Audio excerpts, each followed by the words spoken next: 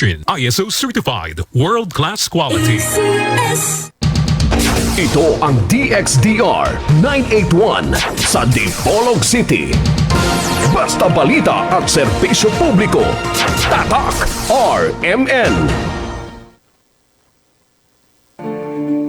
En Fátima dolorosa mostraste el fuego infernal, pidiendo para salvarnos tu corazón venerar. Ave María, Ave María, Ave María, Ave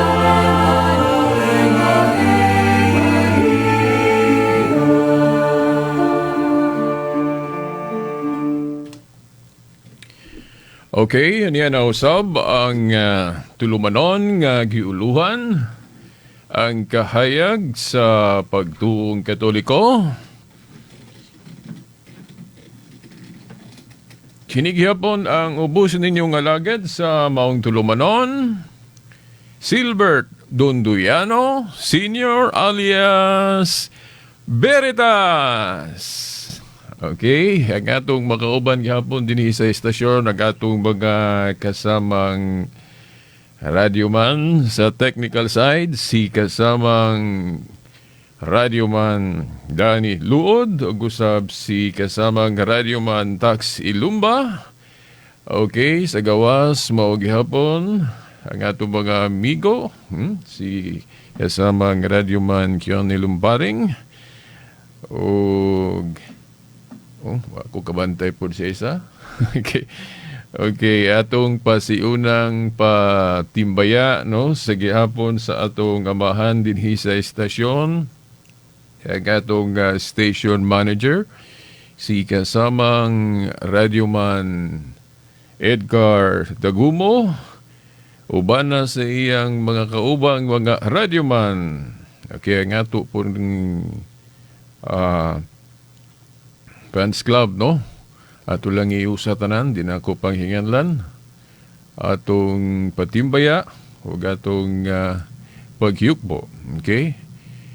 Of course, no, ang atong obispo, o gyapon, atong paghiyukbo, Most Reverend Severo Kaermari, uban na sa mga kaparian, sama pananglit sa ato yung Bible Director, nga si Reverend Father Ramil Kurong o gusab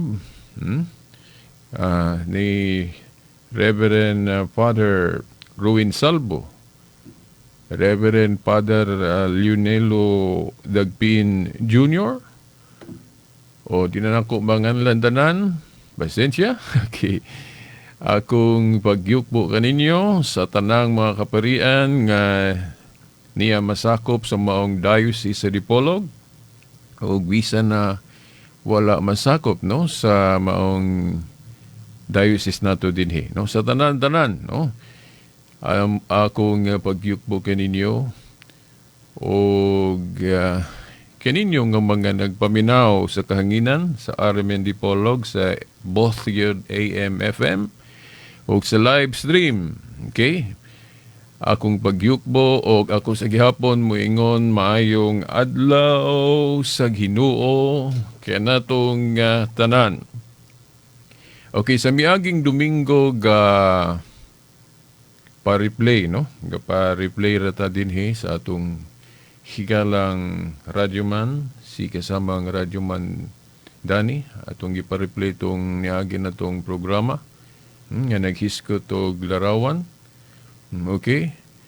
Wata ka personal gyud ato tungod kay naputay laing tubang ang kinahanglan pod ni atong kanang purasa. Okay?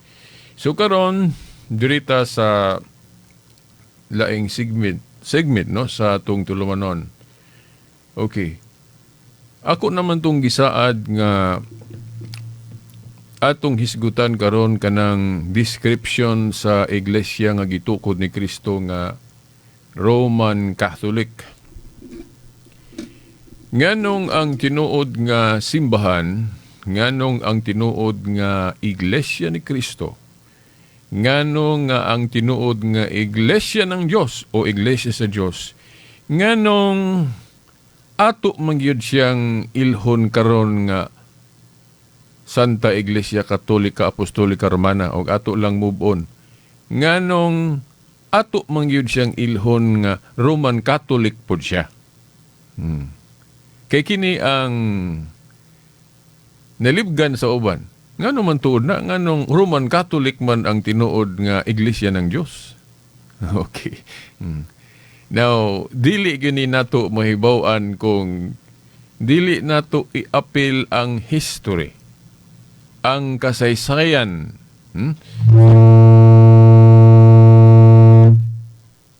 Okay. Nga naman to? Okay. Murag na espiritu nga kining dili siguro kuan. Kumpurmi aning atong paghahayag, no? Pagpadayag sa atong kinibang pagtuo. Okay. Pero mao gyapon, no? Padayon ta. Okay. Asa na ba gawa to? Okay. Now, ngano man nga ilhon man nato nga Roman Catholic usab ang Iglesia sa Dios. Okay, ni feedback di ay. Okay, salamat Radyoman Danny. Okay, ni feedback. Okay. Now, ang uban muingon sila nga kana noong description nga Catholic okay na. Okay, ang buot pasabot ana nga ang Iglesia ng Dios nganong giilapod siya nga Catholic tungod kay makailapon o universal ang nature ang kinaiya sa matuod nga Iglesia sa Dios. Okay. Now, nganong ingon ana man kuno, nganong daghan man siya og description. Nganong lain-lain man ang pag-describe nato sa simbahan nga gitukod ni Kristo. Dili na ingon nga ato ra na siyang mugna-mugna nga wala tay gihimong gibasihan ana, no? Bisan ang Biblia mismo. Sa Biblia mismo ang pagtawag-tawag sa simbahan o iglesia nga gitukod ni Kristo dili man kay usara ang iyang description. Di ba pananglit? Si San Pablo nag-ingon nga ang iglesia ng Dios iglesia sa mga santos. O Church of the Saints. Asa na mabasa? Unang Korinto 14:33. Unya, naghisgot po si Pedro diha sa 1 Pedro 2:9 nga ang maong iglesia ng Dios gitawag po og chosen people. O piniling nasod. Mao man gani nga naay grupo ron nga awahin na tukod ni adturang 1957 kung wa ko masayop, wa ko malimot, ilang gihinganlan og chosen people. Kay mao man na naaman sa Biblia nga tawgon pug chosen people. Di ba? Dayon sa Book of Acts gitawag pod ang iglesia ng Dios og Christians. Christians, di ba? Nya ang uban mo ingon pod nga kanang iglesia, kanang katawhan ni Kristo pwede po na tawgon og nangatao pag-usab o born again kay bag-o namang tao. O gibiyaan naman tong kalibutanon nga kinabuhi. Niya naman sa espirituhanon nga kinabuhi mo nang gitawag pod iglesia sa mga natao pag-usab o born again. Lain-lain ang description. Tawgon pod og iglesia ni Kristo. Mao man gani nga naapoy grupo nga bisag natukod na niadtong 1914 gitawag og iglesia ni Kristo kay naalagis Biblia, no? So kanang pagngalan-ngalan sa iglesia og lain-lain nga description dili na kanang bag-ong butang nga wa tay gibasihan na nas Biblia. Kay mismo sa Biblia na ana ang pagtawag-tawag og lain-laing description pero usara ang gitumbok. Pero dili ko muuyon pod mga igsoon sama sa atong gibuhat ron nga daghanon nato atong relihiyon, lain-lain og leader. Oo. Then magbahin-bahin ta, then panggamito nato na nga mao nga description. Dili po kumuuyon ana. Kay wala po na masubay sa giingon ni Kristo sa iyang pag-ampo sa amahan Ingon siya nga, amahan, mausa unta sila, maingon nga ikaw og ako usa. O so, dili siya gusto anang magbahin-bahin ta. Di ba? Kay, usar naman ang iglesia o simbahan nga gitukod ni Kristo. O, unya, kanus apo ni niya gisugdan, o kining original god nga gitukod niya, niadto pang unang siglo 33 AD.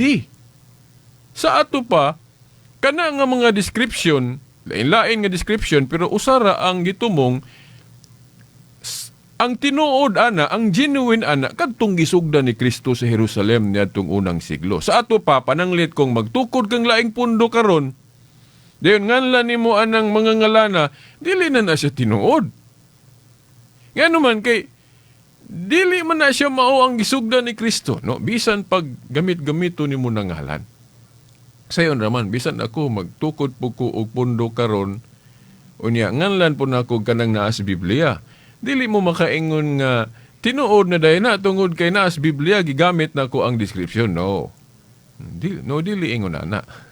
Okay, mga tinahod nga tigpaminaw. So, atong sayron sa history, by the way, naamang good sa history, atong mahibaw-an ngano ang maong iglesia nga usa. By the way, naamang uban mo ingon nga, ug nganlan sa lain-lain nga description ang iglesia nga gitukod ni Kristo, malain-lain na kuno, dili na kuno mao. Dili na, no? Dili na kuno na mausa nga iglesia, kay lain-lain gud kuno ang description. No, dili na mao. Kay sa ako nang gibalik-balik, akong kaugalingon mismo, dili man usara akong description. Nga kana rang personal name nako nga Silbert Dundoyano. Gitawag man pud ko og Bobby as my nickname. Dayon naapog ko'y radio call, radio nga katawagan kanang Veritas. Latin na siya nga pulong nga ang but pasabot ana kamatuuran o truth sa in English. So gitawag ko anang tulo ka description. Personal name nga Silbert Dundoyano. Gitawag po ko Bobby as my nickname. Gitawag po ko og Veritas as my radio call. Karon kay tulo man na ka description. Personal name og duha ka description nga Veritas og Bobby o nickname ng usa. No. Sabton ba nga tulo ko katao og lain-lain ko? Dili oy. Usara ko pero gitawag lang sa maong mga description. Bisag more than one, sobra sa usa akong description, pero usara ko katao. Mao po na ang iglesia nga gitukod ni Kristo. Usara na ka iglesia, pero lain-lain ang description, sumala sa Biblia, kay lain-lain man gyud pod ang pag-describe ana there is Biblia. Oh, mga tinahod nga tigpaminaw. Pero ngano man nga karon na ila naman siya nga Roman Catholic Church. Now, basahan ninyo ng Grolier Encyclopedia. Grolier Encyclopedia nga ang iglesia sa Dios gitawag po og Roman Catholic Church. Siguro mo ingon mo nga dili man na Biblia. So nganong mutuo man ka ana? Now, ang ako pong tubag ana nga tungod ba kay wala na sa Biblia, dili na tinuod. Isuwat ka na sa Book of Knowledge o dili na tinuod. Unya, buot ba nimo ipasabot tanang tinuod na sulat sa Biblia? Pananglit, magisgot tag mga tinuod nga wala sa Biblia. Example, kinsa man ang executive minister karon sa INC kun Iglesia ni Cristo? Ang tubag si Eduardo Manalo. Oh. Tinuod na. Kinsa may musupak ana. Karon, kay tinuod man na, dili man mo musupak ana, kay musupak mo ana na ingnon jud mo nga wam de kay hanaw. Di ba? Ang executive minister karon at present sa INC, si Eduardo Manalo. Ikatulo na siya kay ang una si Felix Manalo man katong founder gyud. Dayon pagkamatay si Iranyo na pod yang anak. Then pagkamatay ni Iranyo, ang iyan na pong anak si Eduardo mao na po'y mipuli. Tinuod na, pero naa ba na sa Biblia? Wala. Di ba? But pasabot, dili tanang tinuod na sulat sa Biblia. Pananglit, kanang inyong kanunay nga giatake sa simbahan katong iyang Dark Ages. Naa ba na sa Biblia? Wala. Pero tinuod. Kay ang mga history god sa Biblia, diha naman god, ang history god nga naay part nga naa sa Biblia, natak-up na mga 100 AD. Kay kadtong mga apostoles sa una nanulat, diha man mga 56 AD to 100 AD. So after 100 AD, ikaduhang siglo, dili na gyud nila mapatik ang mga history diha. Pero tinuod gihapon kana pong pagsulat ni Obispo Ignacio o Katoliko kuno ang Iglesia sa Dios. Na di kang kitaan na sa Biblia pero naa na sa history. Mabasa manggali na sa Wikipedia. Ng encyclopedia na to diya sa internet. Nga kato si Obispo Ignacio, disipulo ni Juan, di man gani na mabasa sa Biblia, pero tinuod na. Di ba? Oh. Kadtong Council of Laodicea. Oh. Council of Laodicea nga gidugmatize ang transfer sa solemnity of the Sabbath. Gikan sa Sabado ngadto sa Domingo. Tinuod man na. Basa-basahon manggali na sa atong mga higalang mga igsuong Adventist. Pero ila lang nang gigamit sa pagsupak na to. Pero kitang mga Katoliko, ato nang gigamit nga husto na. Dili na siya dapat supako na to. Kaya nga nung mutuutaan ng mga council tungod kay ang simbahan, naaman siya authority. Naaman siya authority to make a decision. Bisan paganig dunay usbon, nga katura pong angay usbon. No? Na sama pananglit sa Council of Jerusalem kini kay mabasa pa ni sa Biblia kay mga kung wa ko masayo pa ako malimot mga 54 AD o 40 basta something diana mga unang siglo katong ilang council sa Jerusalem.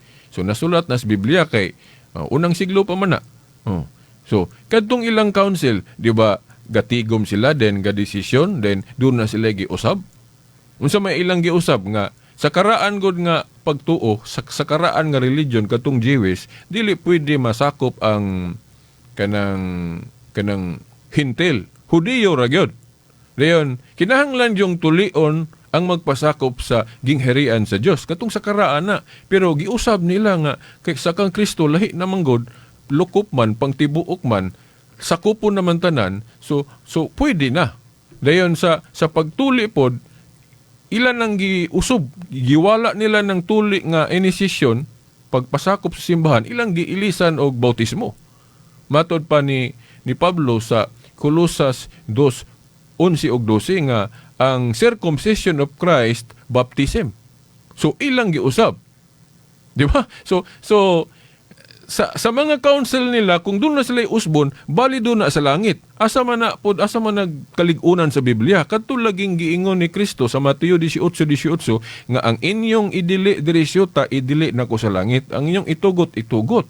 Diba? So mauna nga kanus aman magdili og magtugot ang iglesia og hiniusa sa council. Kana bang magmeeting? Kung dunay mga sungi, mga debate, sulbaro na pinagig council. Nya karon kay di man ta mo follow ana, di man ta mo sunod ana. Kung di ta magparehas og sabot, diretso ra man dayon tag moingon sakto ko, sayop ka. No, kung dili gali ta magparehas og sabot, dili ta maghimo og kaugalingon nga paagi sa pagsulbad. Ang uban moingon man dayon nga tukod po kog laing pundok. Kay lahi man akong pagsabot. Dili man na mao ang insakto nga paagi sa pagsulbad og konflikt. Ang paagi sa Biblia nga magsulbad ganig konflikt sa pagsabot, mag-meeting, council, sama atong sa Jerusalem nga ilang gisulbad tong ilang debate. Then pag desisyon, kinahanglan tuhuan ang desisyon. Kay mo may giingon diya sa Biblia, ang inyong idili diri syuta, idili sa langit, inyong itugot. So ang council proclamation, desisyon sa konsilyo, kinahanglan mo tahod ta. Nya mo ingon mo nga, Council of Jerusalem raman, wa may labot ng ubang council, dili na mao. Kay ang authority sa mga apostoles, mapanunod, masunod sa ilang mga sumusunod. Kay naa sa Buhat 1:20. Buhat 1:20, ang katungdanan kung mabakante dunay mupuli. Sama sa katungdanan ni Judas nga nabakante, ilang gipulihan. Ang una pagaling nangusog sa pag-ilis, ang leader sa pagpili kung kinsay mapuli sa katungdanan ni Judas, si Pedro. Ang gitugyanan sa Yahweh sa gingharian sa langit, basahan ninyo ng Buhat 1. Di ba si Pedro mo'y nanguna sa pag-ilis sa nabakanting posisyon o katungdanan ni Judas. Di ba? Oh. Kaya siya may leader po, kaya siya may gitugyanan sa Yahweh. Di ba? Oh. So, pinaagig council surbaro na to ang kuan. Nya kadto pong legitimate council, kadtong tinuod pod nga mga sumusunod sa mga apostoles. So mao na. So dili na subot nga dili tanang pag-usob violation. Kinahanglan galitang mutuo kay niingon si Kristo diya sa Lucas 10:16, ang naminaw ninyo sama rang naminaw nako. Ang wala maminaw ninyo sama ra pong wala maminaw nako. Sa to pa mutuo ta sa iglesia, mutuo ta sa simbahan, ug unsay desisyonan sa simbahan hiniusa, mutuo ta. Nga naman kay mo may giingon sa Ginoo, ang naminaw ninyo naminaw nako, ang wala minaw ninyo minaw nako. Sa to pa kini di ang Biblia na ay protokol. Kung naatay protokol sa atong gobyerno nang musunod ta nga mag face mask gyud ta, mag face shield, o then mag social distancing mo man na atong protokol, di ba? Na kinahanglan mo sunod ta na. Ang Biblia po di ay, ang pagtulunan po di ay sa Biblia, doon ay protokol.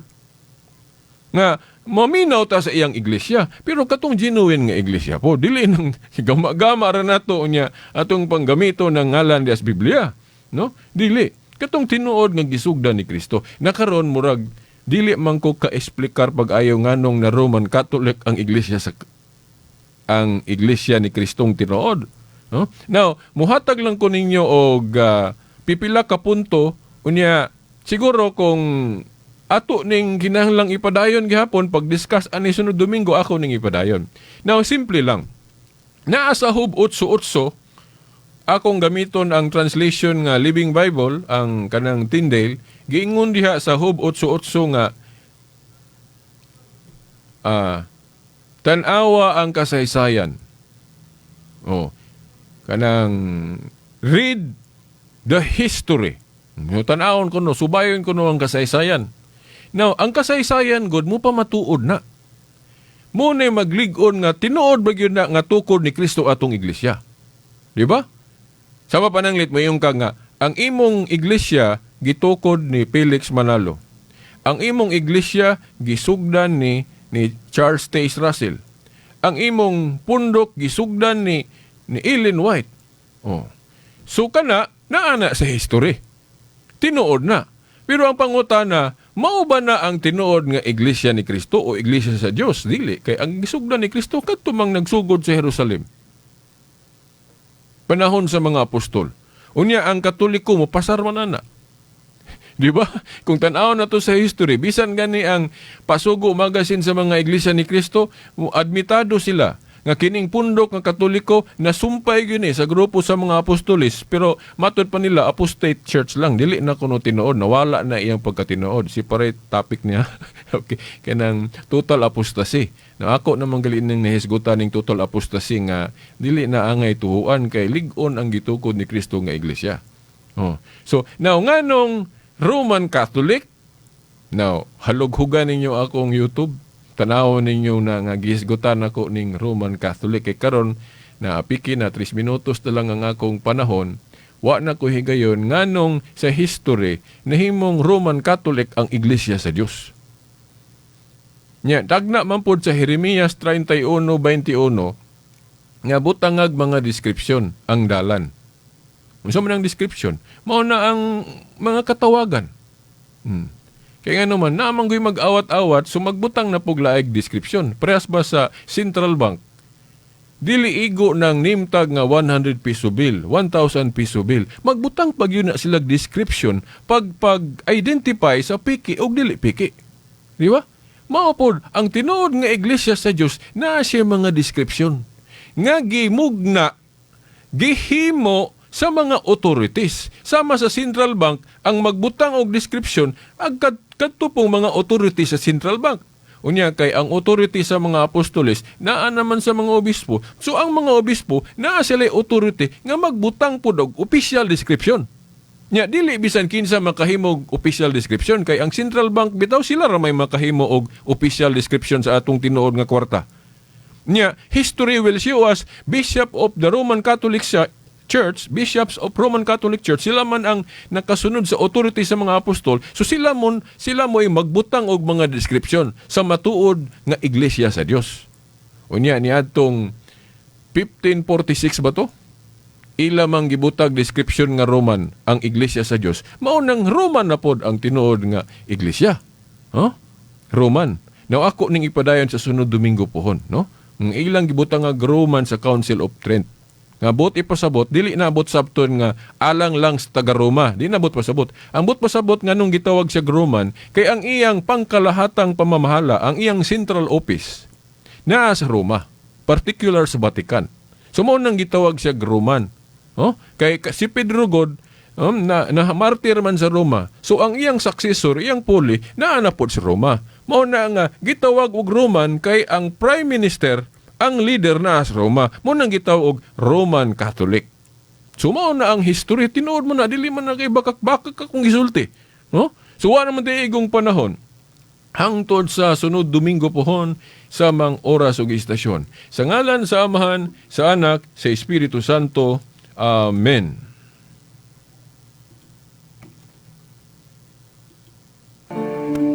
En Fátima dolorosa mostraste el fuego infernal, pidiendo para salvarnos tu corazón venerar.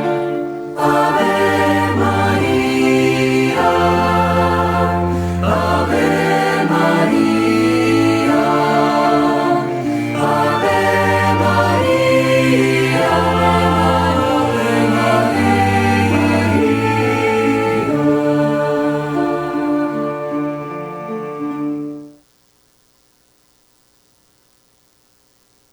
Tatak RMN. Ako si Ramsey Tangkonsyan, usa ka architect. Nakahibalo ko nga dili gyud malikayan ang tensyon ug kakapoy sa trabaho. Pero dakong tabang ang akong pagtumar sa MX3 capsule. Napulo na katuig ron, sabay sa saktong pagkaon og ehersisyo. Mura na og himan ang MX3 capsule sa akong kinabuhi.